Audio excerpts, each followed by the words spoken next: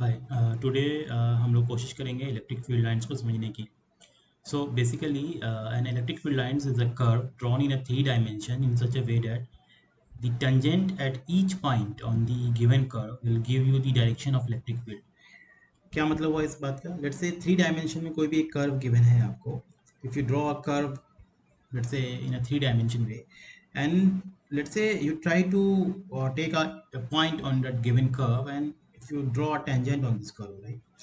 So if you draw a tangent on a given curve or a given point in a three dimension curve, so that that direction of that tangent will give you the direction of electric field.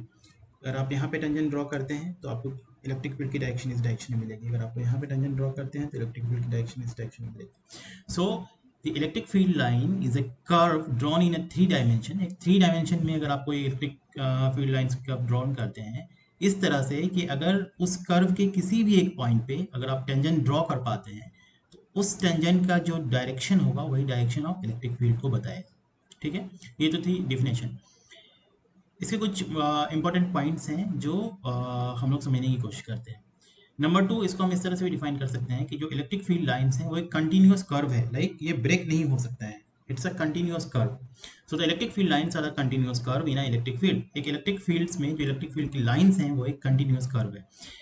जो एक positive कहा जाता है कि एक positive charge से कहीं ना कहीं से वो पॉजिटिव चार्ज से वो स्टार्ट हो रहा है और कहाँ खत्म होगा, एक निगेटिव चार्ज पे जाकर खत्म होगा. So the electric field lines are continuous curve. एक कंटिन्यूअस कर्व है in a given electric field. Given electric field में that is starting from the positive charge, जो एक पॉजिटिव चार्ज से स्टार्ट होगा, and ending on a negative charge, और एक negative charge पे खत्म होगा. थर्ड पॉइंट हमने लिखा है two electric field lines never intersect each others. Let's say अगर एक इलेक्ट्रिक फील्ड लाइन ऐसे ड्रॉ है और दूसरी इलेक्ट्रिक फील्ड लाइन ऐसे ड्रॉ है, they never intersect each other. वो एक दूसरे को कभी नहीं काटेंगे. So this is the third important point. Two electric field lines never intersect each other. Given two electric fields never intersect each other. दो given electric field कभी भी एक दूसरे को क्रॉस नहीं करेंगे, काटेंगे नहीं. Now question is, let's say someone asks you why you given these two big statement. The first statement was the electric field lines are the continuous curve. Electric field lines continuous curve क्यों है? Jump भी हो सकता है. And the second biggest statement here is the two electric field lines never intersect each other. दो electric field lines कभी intersect नहीं करेंगी. ये आपके एनसीईआरटी में एक्सरसाइज में क्वेश्चन नंबर 1.7 है. क्वेश्चन इस तरह है, ये क्वेश्चन हम बात कर रहे हैं कि an electrostatic field line is a continuous curve. वो ये कह रहा है कि एक इलेक्ट्रोस्टैटिक फील्ड लाइन क्या है? एक कंटिन्यूअस कर्व. क्वेश्चन खुद कह रहा है दैट इज इस तरह के a field line can not have a sudden breaks. तो जो फील्ड लाइन है उसके अंदर सडन ब्रेक्स नहीं है. मतलब एक लाइंस ऐसी है, लेट्स से ड्रॉ ही है एंड देन सडन ब्रेक्स, ऐसा नहीं है. राइट. सो अगर ये लाइंस हैं ऐसे जा रही हैं तो यहाँ पे आने के बाद वो ऐसा ब्रेक नीचे नहीं आ गई. So that is a continuous lines. तो वो क्वेश्चन में कह रहा है that is a field line can not have a sudden breaks. उसमें अचानक से वो लाइंस टूटेंगी नहीं. क्वेश्चन व्हाई नॉट, क्यों नहीं टूटेंगी? ए पार्ट में. एंड बी पार्ट में है explain why the two field lines never cross each other at any points. और किसी भी पॉइंट में क्यों ये दोनों लाइनें क्रॉस नहीं करेंगी. ये क्वेश्चन आपका है एक्सरसाइज में. क्या इसका आंसर होगा? कल के वीडियो में हमने देखा था कि we use electrostatic force to detect the electric field. Force को यूज करके हम लोगों ने इलेक्ट्रिक फील्ड को डिटेक्ट करना शुरू किया था, जहाँ पे एक सोर्स चार्ज कैपिटल क्यू था और एक स्मॉल चार्ज क्यू को हम सोर्स चार्ज के पास ला रहे थे. हमने कहा था कि वो जो टेस्ट चार्जेस है that that that feel a repulsion और अट्रैक्शन. एंड देन हम इलेक्ट्रोस्टैटिक से हमने कहा था कि that force divided by test charge is nothing but the electric field. उस टेस्ट चार्ज पे जो इलेक्ट्रिक फील्ड फील होगा वो फोर्स बाई क्यू होगा, क्यू यूनिट चार्ज होगा. राइट. सो अगर लाइन्स ही हमारी ब्रेक कर जाएंगी या फिर इलेक्ट्रोस्टैटिक फील्ड्स लाइंस कंटिन्यूस नहीं होंगी तो फोर्स भी कंटिन्यूसली फील नहीं होगा. राइट. उसमें भी सडन चेंजेस होगा. तो क्योंकि हमें फोर्स कंटिन्यूसली फील होता है and then we can easily derive E equal to F by Q, तो हम लोग कह सकते हैं कि इलेक्ट्रोस्टैटिक फील्ड्स जो है वो कंटिन्यूस कर्व होगा and then at each point of that curve will give you the direction of electric field. और इस लाइन में कोई भी सडन ब्रेकअप नहीं होगा. राइट. आगे बढ़ते हैं. ये तो थी हमारी इलेक्ट्रिक फील्ड लाइंस के बारे में. कुछ ब्यूटीफुल कर्व्स यहाँ पे ड्रॉ है, इलेक्ट्रिक फील्ड लाइंस ड्रॉ है. यहाँ पे जो ग्रीन कलर का है वो पॉजिटिव क्यू चार्ज है, एज वेल एज जो येलो कलर का है वो भी पॉजिटिव क्यू चार्जेस है. So the both the source charges emerges the electric field lines. और आप देख रहे हो कि ये दोनों रिपल्शन की वजह से यहाँ पे कर्व्स कुछ इस तरह से जाएगा, ये कुछ इस तरह से जाएगा, and then away from this green curve this going like that, right, going like that. And जब बहुत दूर हो तो आप ये इस डायरेक्शन में जा रहा है, सिमिलरली ये इस डायरेक्शन में जा रहा है, and then this. But let's say if you make a dipole, dipole means एक पॉजिटिव चार्जेस है एंड सेम मैग्नीट्यूड का एक नेगेटिव चार्जेस है. तो पॉजिटिव से इलेक्ट्रिक फील्ड लाइन स्टार्ट होगी एंड देन नेगेटिव में इमर्ज होगी, जो हमने अभी सीखा है, कुछ ऐसे इमर्ज होगी. एंड देन उससे जब आप अवे जाओगे तो कोशिश करेगी वहां आने की, right. So this lines are try to comes to their negative parts and this lines also try to comes to the negative parts, and similarly this positive parts lines are like. एक और यहाँ पर electric field lines का representation है. एक हमारे पास metal sheet है, इन्फानाइट मेटल शीट है that is containing a negative charge, और आप उसके पास एक source charge plus Q charge को रख रहे हो. तो the electric field lines generated from the positive Q as I studied before. तो पॉजिटिव क्यू से सोर्स चार्ज स्टार्ट होगा और कहाँ जाके इमर्ज करेगा, नेगेटिव में वो इमर्ज करेगा. तो you can see here clearly कि पॉजिटिव से एक सोर्स चार्ज से इलेक्ट्रिक फील्ड लाइंस जनरेट हो रही हैं और इमर्ज कर रही हैं कहाँ पर, मेटल शीट के नेगेटिव में. And so on these lines are try to goes there, goes there, goes there, goes there, like. ठीक है. ये जो कर्व्स यहाँ पे ड्रॉ है, दिस वन एक्चुअली ऑलरेडी आपको एक इलेक्ट्रिक फील्ड लाइंस गिवन है एक्स डायरेक्शन में, and now you place a one spherical conductor. आप एक स्फेरिकल कंडक्टर को लाके गिवन इलेक्ट्रिक फील्ड में आप रख रहे हो, तो इलेक्ट्रिक फील्ड कंडक्टर के अंदर जीरो हो जाएगा. तो फील्ड लाइंस अगर आप देख रहे हो तो यहाँ दिख रहा है आपको इस साइड में, लेफ्ट हैंड साइड में इलेक्ट्रिक फील्ड लाइंस हमारी जा रही हैं, राइट हैंड साइड में से निकल रही हैं, बट बीच में कंडक्टर में इलेक्ट्रिक फील्ड लाइंस क्या हो जाएंगी, जीरो हो जाएंगी. ये इसकी प्रॉपर्टी. सिमिलरली एक हमारे पास दो दो शीट्स हैं, वन इज पॉजिटिव शीट्स है, वन इज नेगेटिव शीट्स है. पॉजिटिव से इलेक्ट्रिक फील्ड लाइन स्टार्ट होगा, इमर्ज कहाँ होगा, नेगेटिव में. इन दोनों के बीच में आप एक मेटल शीट रख रहे हो, तो उस मेटल शीट के अंदर कंडक्टर की वजह से इलेक्ट्रिक फील्ड लाइन जीरो हो जाएंगी. तो आपको पॉजिटिव से निकलते हुए दिखेगा, नेगेटिव में जाते हुए दिखेगा, बट बीच के लाइन में कंडक्टर में क्या होगा, वो नहीं दिखेगा. तो इस वाले पोर्शन में इलेक्ट्रिक फील्ड लाइन्स नहीं दिखेंगे. नीचे एक और एग्जांपल हमने लिखा है मैंने uniformly spaced electric field lines and non uniformly spaced electric field lines. पहला लिखा हुआ है uniformly spaced electric field line, दूसरे में लिखा हुआ है non uniformly spaced electric field line. क्या मतलब हुआ, फिगर 1 को आपको देख के दिख रहा होगा कि जो इलेक्ट्रिक फील्ड लाइंस की जो पैरेलल स्पेसिंग की डिस्टेंस है वो फिक्स है. मतलब लेट्स से अगर यहाँ पे 1 है तो नीचे में उसकी विड्थ कितनी है, 1 है. Whereas in the figure B आपको क्लियरली दिख रहा होगा कि ऊपर में स्पेसिंग कम है, थोड़ा सा ज़्यादा हुआ, थोड़ा और ज़्यादा हुआ, एंड सो ऑन. ये जो फर्स्ट वाला पार्ट है जहाँ पे spacing between the two lines are constant, दो लाइन की स्पेसिंग, कंजुगेट टू लाइंस की स्पेसिंग कांस्टेंट है, तो उसका हम लोग बोलते हैं uniformly spaced line. Whereas if the two lines spacing are different, अगर दो लाइन की स्पेसिंग डिफरेंट हो रही है बाय लोकेशन, तो आप कहेंगे कि वो नॉन यूनिफॉर्मली स्पेस्ड लाइन है. यूनिफॉर्मली स्पेस्ड लाइन कुछ इस तरह से भी हो सकता है, even though this is in the curve lines, but आप इसको देख सकते हो कि ये जो डिस्टेंस है हमारी वो डिस्टेंस सेम है. उसको हम लोग क्या बोलेंगे, वो यूनिफॉर्मली स्पेस्ड लाइंस है. ठीक है. वेयर अगर कुछ इस तरह से ड्रॉ है तो ये नॉन यूनिफॉर्मली स्पेस्ड हो जाएंगे. ठीक है. यहाँ तक. Now come to the most important part of the today lecture, that is some important points for electric field lines. electric field lines के कुछ important points को हम लोग यहाँ पे जानने की कोशिश करेंगे. हम कुछ 5-6 points मैंने यहाँ पे mention किया है.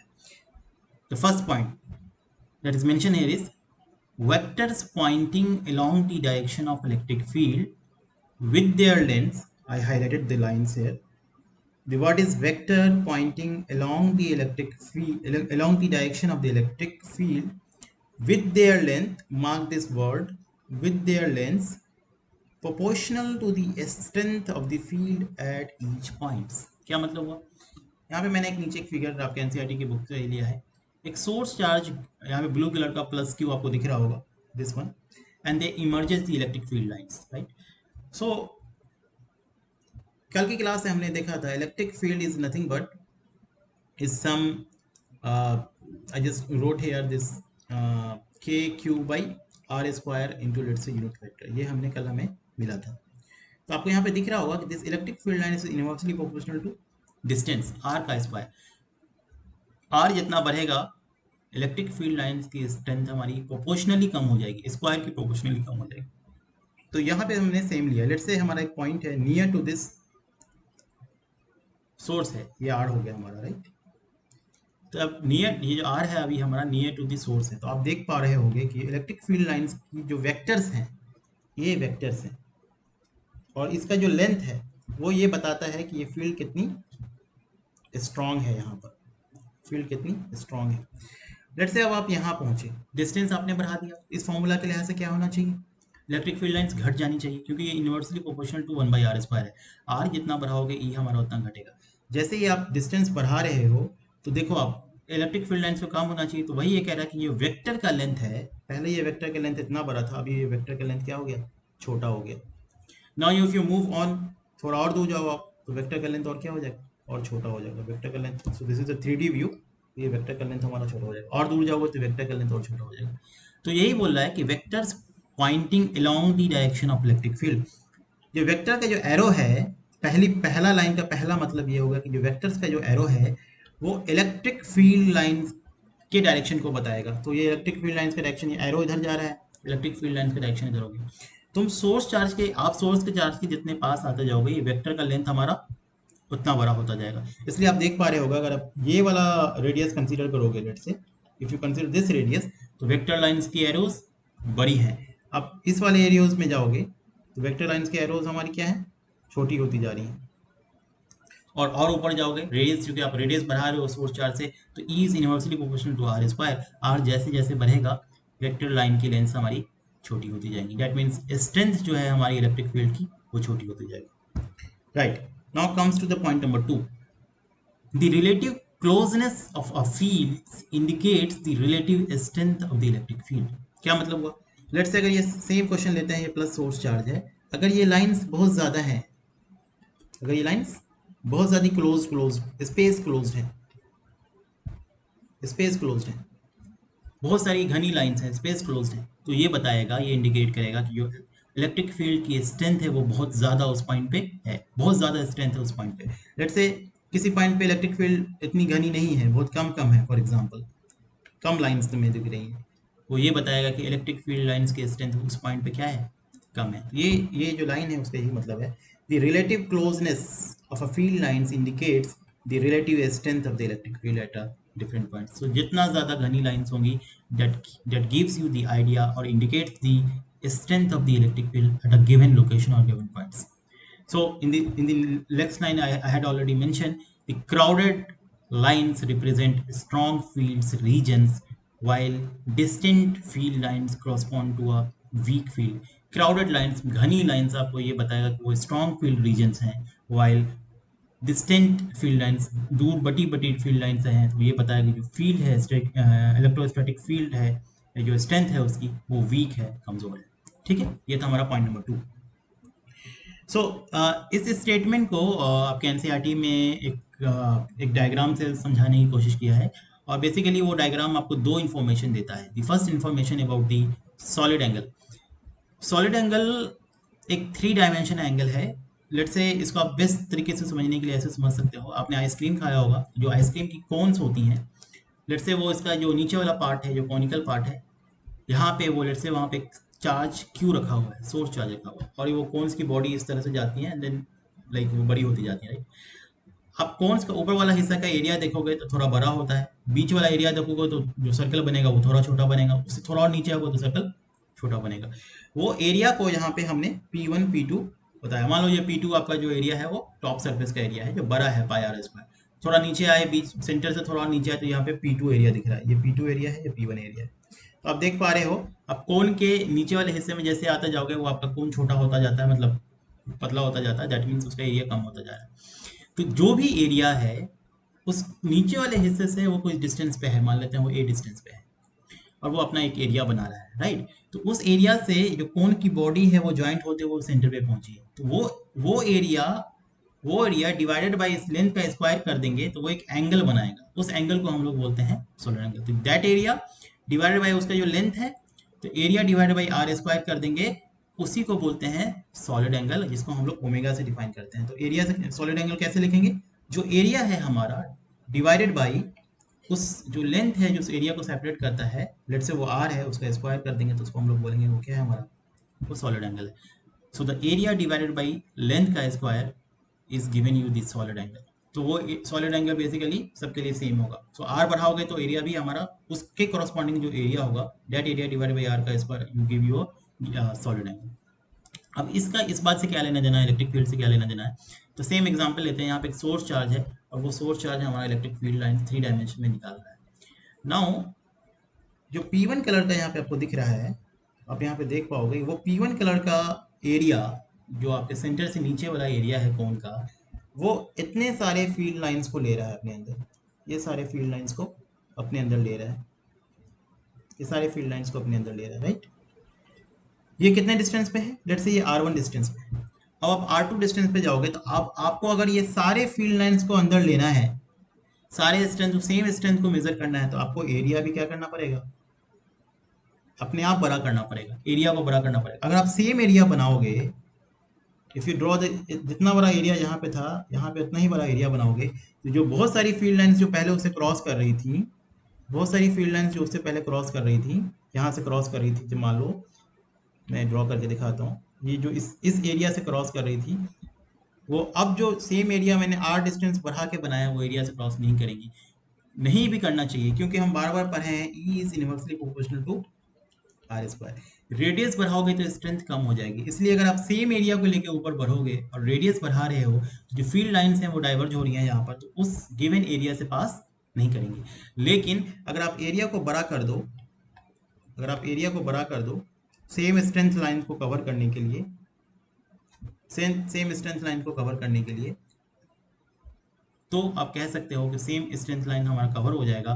तो इसका मतलब सॉलिड एंगल इंटू डिस्टेंस का स्क्वायर, और अगर आप वो एरिया कांस्टेंट है आपका, तो हम कह सकते हैं जो फील्ड लाइंस क्रॉस कर रही हैं, अगर हमने एरिया को बढ़ा दिया डिस्टेंस को बढ़ाते हुए, तो वो कांस्टेंट रहेंगी, अदरवाइज नहीं रहेंगी। अगर आप छोटा छोटा अगर ये एरिया को आप लेके यहाँ लेके बढ़े हो, तो फील्ड लाइंस आपकी छूट जाएंगी, और होना भी चाहिए क्योंकि E is inversely proportional to R square.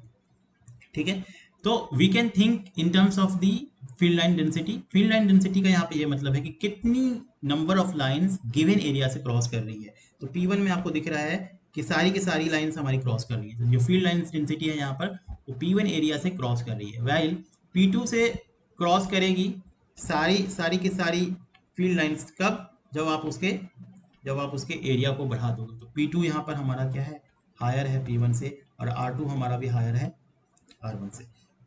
ठीक है, इसका मतलब अगर आपको सेम स्ट्रेंथ लाइन को कवर करना है, तो जो इनक्लोजिंग एरिया होगा उसको बढ़ाना पड़ेगा solid angle multiply by R square. तो ये जो इनक्लोजिंग एरिया है, अगर सेम स्ट्रेंथ लाइन को कवर करना है, your area should be increases proportional to the length का square. So this delta S represent here is the area, so that area should be increases to r square in order to capture the same amount of electric field lines। Same amount of electric field lines को cover करने के लिए आपके area को उतने ही magnitude are के square के magnitude से बढ़ाना होगा, तब सेम एरिया को आप कवर कर पाओगे। अगर आप एरिया को बराबर रखते हो तो इलेक्ट्रिक फील्ड लाइंस छूट जाएंगी और आपका स्ट्रेंथ जो है वहां पे कम हो जाएगी। ठीक है, तो ये चीज मैंने यहाँ पे इंग्लिश में लिख दी है, the enclosing area increases with square of distance. अगर आपको सेम इलेक्ट्रिक फील्ड लाइंस को कवर करना है, तो जो इनक्लोजिंग एरिया है दैट इज डेल्टा एस, उसको बढ़ाना होगा आर स्क्वायर से, तब जाके आप सेम स्ट्रेंथ को कवर कर पाओगे। Hence the number of field lines crossing the enclosing area remains constant. तो उस केस में जो नंबर ऑफ फील्ड लाइंस जो क्रॉस कर रही है वो सेम रहेगी।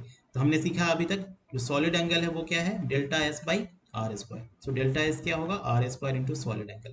और अगर आपको सेम फील्ड लाइंस को कवर करना है तो प्रोपोर्शनल टू आर स्क्वायर से एरिया को बढ़ाना पड़ेगा। ये सब बस समझने की चीज़ें हैं जो मैं अभी बताना चाह रहा हूँ। Now point number 3, what is, it is not necessary that a small test charge released at a point in an electric field will move along the field line passing through that point। क्या मतलब हुआ, let's say एक positive sheet है हमारे पास, एक negative sheet है हमारे पास, और हम जानते हैं पॉजिटिव से नेगेटिव की तरफ इलेक्ट्रिक फील्ड लाइंस बनेंगी। तो कहते हैं ये जरूरी नहीं है कि कोई भी एक टेस्ट चार्ज को, स्मॉल टेस्ट चार्ज को आप गिवन इलेक्ट्रिक फील्ड में किसी एक पॉइंट पे रिलीज कर दो और वो टेस्ट चार्ज उसी के डायरेक्शन में चलने लगे। क्या मतलब हुआ, मान लेते हैं क्यू चार्ज को हमने यहाँ पे रिलीज कर दिया, तो इस पे कुछ फोर्स लगेगा, वी नो दैट, लेट से वो फोर्स लगेगा। तो जरूरी नहीं है कि वो उसी इलेक्ट्रिक फील्ड के डायरेक्शन में वो मोशन करने लगे, चलने लगे। It is not necessary always, it might be but not necessary always. वही लिखा हुआ, it is not necessary that a small test charge release at a point in an electric field. ये हमारा इलेक्ट्रिक फील्ड ई था जिसका direction इस direction में था, इसमें हमने एक टेस्ट चार्ज को रखा है, तो इट इज नॉट नेसेसरी कि वो उसी के डायरेक्शन में वो चलने लगे, मूव करने लगे, move along the field time passes through that point. ठीक है, ये तो था point number 3। Point number 4, the field lines give the direction of acceleration. क्या लिखा हुआ है, ये जो फील्ड लाइन है, क्योंकि आपने यहाँ पे आप क्या निकाल लिया, फोर्स लगा दिया, फोर्स लगा दिया तो आपको डायरेक्शन ऑफ एक्सीलरेशन मिल जाएगा। मतलब चूंकि हम लोग जानते हैं फोर्स इक्वल टू न्यूटन से मास इनटू एक्सीलरेशन, तो इस पे जो एक्सीलरेशन की डायरेक्शन होगी उस टेस्ट चार्ज पे, वो फोर्स बाई मास होगी। तो वही लाइन लिखा हुआ है, line number 4, the field lines gives the direction of acceleration.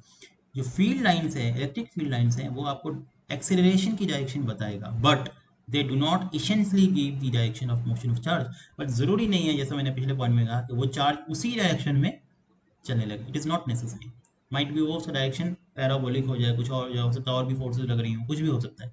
So the field lines give the direction of acceleration. Yes, electric field lines हैं, तो जिस डायरेक्शन में अगर पॉजिटिव टेस्ट चार्ज रखा है, तो उसी के डायरेक्शन में, इलेक्ट्रिक फील्ड के डायरेक्शन में आपका एक्सीलरेशन का डायरेक्शन होगा, फोर्स का डायरेक्शन होगा और एक्सीलरेशन का डायरेक्शन होगा। अदरवाइज कुछ और भी पॉसिबिलिटीज होगा जो हम लोग देखेंगे। बट ये जरूरी नहीं है कि चार्ज पार्टिकल आपका जो मोशन है वो उसी डायरेक्शन में। The last point, fifth point, electrostatic field lines do not form a any close loop. मतलब अगर ये कोई फील्ड लाइंस है, वो क्लोज लूप हमारा नहीं बनाएगा, never. So the electrostatic field lines do not form a close loop. ये 5 पॉइंट्स थे, इसको अच्छे से समझ लीजिएगा, वीडियो एक बार देख लीजिएगा। नाउ क्वेश्चन है आपके एक्सरसाइज में, एनसीईआरटी बुक्स लास्ट में, इसमें ये बताना है कि which figure is A correct representation of electric field lines. Electric field lines की को सही से कौन सा फिगर दर्शाता है, बताता है। फिगर ए, अच्छा, electric field lines, if let's say you have a conductor and that is let's say positive charge conductor. जो इलेक्ट्रिक फील्ड लाइंस हैं कंडक्टर से निकलती है, वो always normal to the conductor होता है। ये हम आगे अच्छे से पढ़ेंगे जब पोटेंशियल पढ़ेंगे तो, बट यहाँ पे मैं ये पॉइंट, यहाँ पे जो कोई क्वेश्चन है तो मैं बस ये पॉइंट बता देता हूँ कि कंडक्टर से इलेक्ट्रिक फील्ड लाइंस हमेशा always normal to the conductor निकलेगा। कोई अगर कंडक्टर रखा हुआ है हमारे पास, तो इलेक्ट्रिक फील्ड लाइंस कैसे होगा, इस पर नॉर्मल होगा। नॉर्मल मतलब 90 डिग्री। ठीक है, तो इस फिगर ए में आप देख सकते हो इलेक्ट्रिक फील्ड लाइंस 90 डिग्री नहीं बना रहा है, तो ये रॉन्ग। फिगर 2, पॉजिटिव से इलेक्ट्रिक फील्ड लाइंस निकला है, नेगेटिव में गया है, यहाँ तक तो सही है। बट अगेन यहाँ पे दिख रहा है ये नेगेटिव से निकला है, पॉजिटिव में गया है, तो ये लाइन गलत है, तो figure B is wrong. Figure C को देखते हैं। फिगर सी में पॉजिटिव से निकला, ये वाला फिगर मैंने पीछे बनाया है, ये पॉजिटिव निकला, तो ये वाला सही लग रहा है। पॉजिटिव से इलेक्ट्रिक फील्ड लाइन निकली है, पॉजिटिव से निकली है, और दोनों एक दूसरे को रिपेल करती हुई जा रही है, तो figure C is correct. Figure D में देखिए, इंटरसेक्ट कर रही है, तो मैंने पहले बोला है two electric field lines never intersect each other, ये नहीं होगा। इसका रीज़न है क्यों नहीं होगा, इंटरसेक्ट क्यों नहीं करेगा। लेट से इसी फिगर में हम इसको जूम करके बताते हैं। मैंने क्या बोला, किसी एक पॉइंट पे टेंजेंट ड्रॉ करो, वो आपको इलेक्ट्रिक फील्ड लाइन का डिस्टेंस डायरेक्शन देगा। तो लेट से मैं ये एक पॉइंट लेता हूँ, इस पॉइंट का डायरेक्शन इधर आ जाएगा, और यही पॉइंट पे दूसरे वाले लाइन से जो इंटरसेक्ट कर रही है उस पर टेंजेंट ड्रॉ करेंगे तो इधर हो जाएगी। तो एक पॉइंट पे दो डायरेक्शन मिल रहा है, that is why it is not possible. तो electric field lines never intersect each other, ये इसका भी एक रीजन है कि आप उस गिवन पॉइंट पे जहाँ पे इंटरसेक्शन है, आप टेंजेंट ड्रॉ किया, that give you the two tangent, that means two direction. तो दो डायरेक्शन मिलने की वजह से ये पॉसिबिलिटीज नहीं है नेट इलेक्ट्रिक फील्ड का, इसलिए फिगर डी भी हमारा गलत होगा, और two lines never intersect each other. Figure C में यह साफ दिख रहा है, ये लूप बना रहा है, तो इसकी वजह से भी ये वाला फिगर हमारा गलत होगा। ठीक है, ओके। इस क्वेश्चन को नेक्स्ट वीडियो में करेंगे, आज के लिए इतना ही रहने देते हैं।